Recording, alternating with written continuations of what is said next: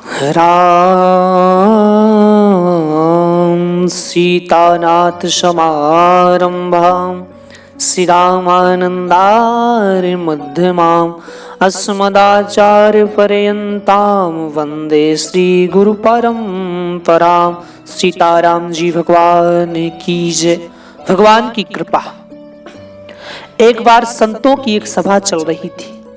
किसी ने एक दिन एक घड़े में गंगा जल भरकर वहां रख दिया ताकि संत जन को जब प्यास लगे तो गंगा जल को पीकर अपने कंठ की तृप्ति कर लें। संतों की उस सभा के बाहर एक व्यक्ति खड़ा होकर देख रहा था। उसने गंगा जल से भरे घड़े को देखा तो उसे कई तरह तरह के विचार उसके मन में आने लगे। वह सोचने लगा, यह घड़ा कितना भाग्यशाली है। एक तो इसमें किसी तालाब पोखर का नहीं बल्कि गंगा जल का जल भरा गया, और दूसरा यह अब संतों के काम आएगा। संतों का स्पर्श पाएगा, उनकी सेवा का अवसर मिलेगा। ऐसी हिम्मत किसी की ही होती है और ऐसा सौभाग्य भी किसी का ही होता है। घड़े ने जब उसके मन के भाव को पढ़ लिया, घड़ा बोला, बंधु मैं तो मिट्टी के रूप में शून्य पड़ा था, किसी काम का नहीं था। कभी नहीं लगता था कि भगवान ने हमारे साथ न्याय किया है। फिर एक दिन एक कुम्हार आया। उसने फावड़ा मार मार कर हमको खोदा और गधे पर लाद कर अपने घर ले गया।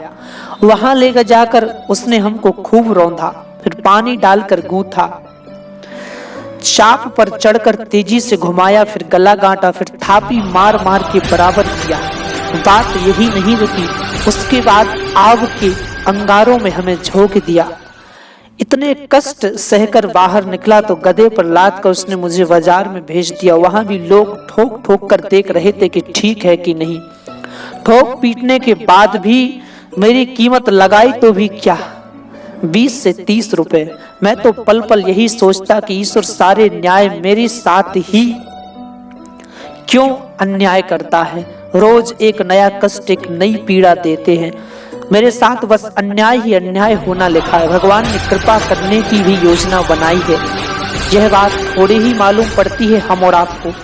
किसी सज्जन ने मुझे खरीद लिया और जब मुझ में गंगा जल भरकर संतों की सभा में भेज दिया, तब मुझे आवाज हुआ कि कुम्हार को वह फावड़ा चलाना भी भगवान की कृपा थी, उसका वह गूंथना भी भगवान की कृपा थी, आग में जलाना भी भगवान की कृपा थी, और बाजार में लोगों के द्वारा ठोका जाना भी भगवान की कृपा थी।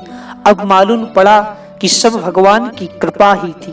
परिस्थितियां हमें तोड़ देती हैं, विचलित कर देती हैं, इतनी विचलित कि भगवान के अस्तित्व पर भी प्रश्न हम और आप उठाने लगते हैं। क्या हम सब में शक्ति नहीं होती ईश्वर की लीला समझने की, भविष्य में क्या होने वाला है उसे देखने की?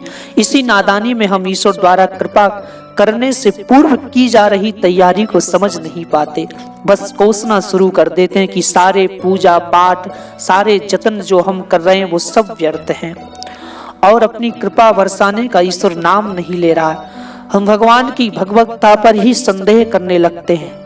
पर हृदय से और शांत मन से सोचने का प्रयास कीजिए, क्या सचमुच ऐसा है, या फिर हम ईश्वर के विधान को समझ ही नहीं पा रहे? क्या आप अपनी गाड़ी कभी ऐसे व्यक्ति को चलाने नहीं देंगे जिसे अच्छे से ड्राइविंग ना आती हो?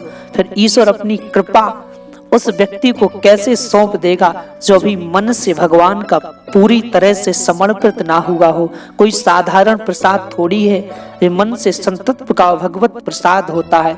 ईश्वर द्वारा की जा रही लीला और परीक्षा की घड़ी में हम सत्य और न्याय के पथ से विचलित नहीं होते तो ईश्वर की अनुकंपा और भगवान की कृपा अवश्य होती है। किसी के साथ देर तो किसी के साथ जल्दी, यह सब पूर्व जन्मों के कर्मों से भी तय होता है कि ईश्वर की कृपा दृष्टि में समय कितना लगना है। घड़े की तरह परीक्षा की अग्नि में जो सत्य पथ पर टिका रहता है वह अपना जीवन सफल कर लेता है, पर भगवान की कृपा होती दूर है। जय श्री राम, जय श्री राधे।